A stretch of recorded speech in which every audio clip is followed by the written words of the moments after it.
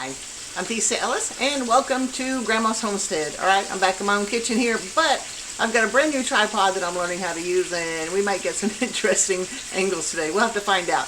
Today I am back in the Ingalls Wilder's Country Cookbook, and today we're doing Creole chicken gumbo.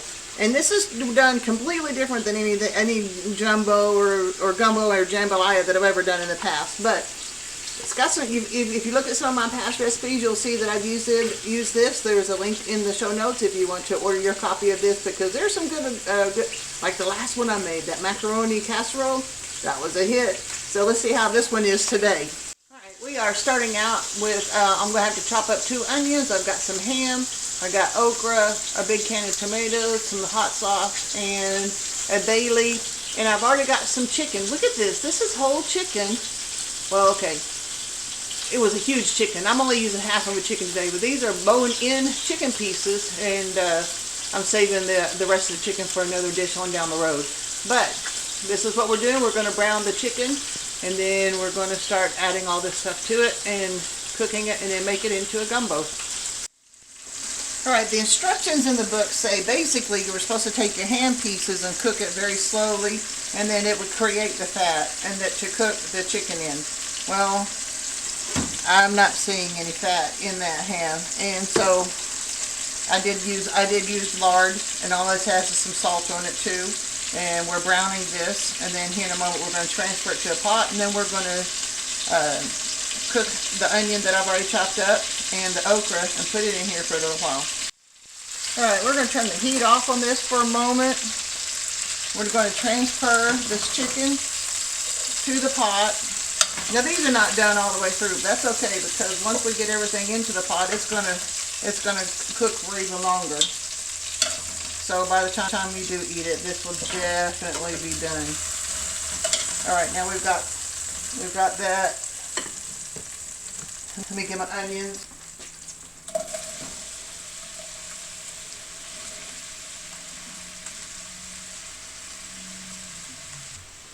And our okra.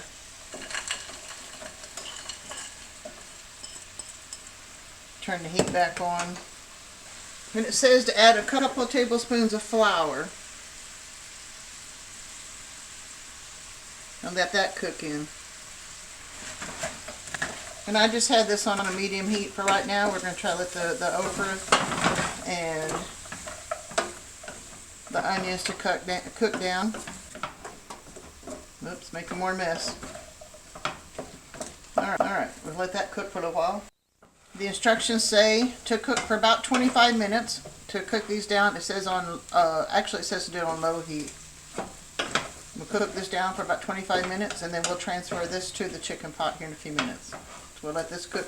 Oh, and it also says if you run out of grease, you can either add a little bit more, you can add butter, or you can add a little bit of boiling water.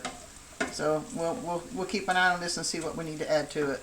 Alright, this has been cooking for a while. I'm going to turn it off, and I'm going to add this to the chicken. I hope I'm tough enough to do it. Yeah, we can do it.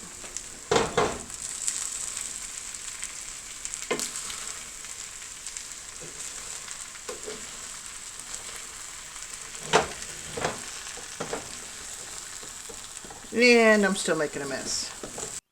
Alright, it says to add about 3/4 of a cup of boiling water to see if we can scrape up some of the loose bits in here. And we'll add it to the soup pot too. Oh, I did mention that I went ahead and put the ham bits in it into the vegetables. And the reason I did that is because I was supposed to have, if you think about it in the very beginning, I was supposed to cook the ham first, so we can have the grease to cook the vegetables in, or the chicken in, and I didn't. There was enough fat to do that. So since the ham needed to be browned a little bit too, I went ahead and added it to it. All right, let's add this. It's not perfect, but it'll do. Now it says to add more water to the pot. Boiling water.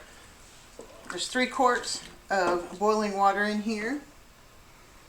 I'm trying to put the, oh, this is in the way. There we go. Now we're going to add the tomatoes, a bay leaf. Ooh, that's a big one. And some hot sauce. I think I need more. And it says to let this simmer for about 2 hours. So, we've got all these big old pieces of chicken in here. We've got our tomatoes, onions, okra. And we'll let this cook down. I'll taste it for salt and pepper after it's cooked a while. And we'll let this simmer and see how it goes. Alright, it has been a couple of hours. And the recipe said to do 3 quarts, and I think I did like 6 cups. But I still think that looks a little bit runny. I would have gone with a little bit less. It looks good, and I did add salt and pepper. I've got some rice here. I made some rice. Let's get a piece of chicken. And some of this. I mean, that's beautiful. I won't lie about that. Let's get this bay leaf out of here. If I can get it, we'll get it in a moment. Okay, so here we go. We've got the chicken, we've got all the vegetables and the rice here. So let's give this a taste. Alright, like I said, we've got all the tomatoes and the ham, and it's actually quite warm. Onions and the okra. Let's give this a little taste. I did add a little bit more hot sauce. Once I had to go buy some more. And I did add salt and pepper too. But that's all I've done with it so far.